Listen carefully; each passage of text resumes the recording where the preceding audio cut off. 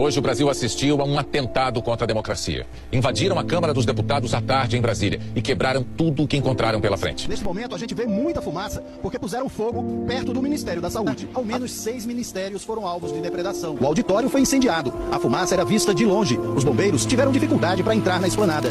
Distantes aí da esplanada dos ministérios.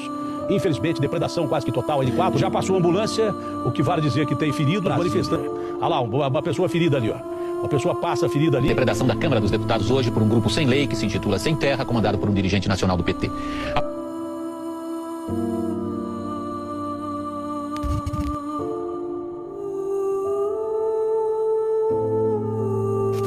Em Brasília, o protesto terminou com mais de 130 pessoas feridas e muita destruição. O Palácio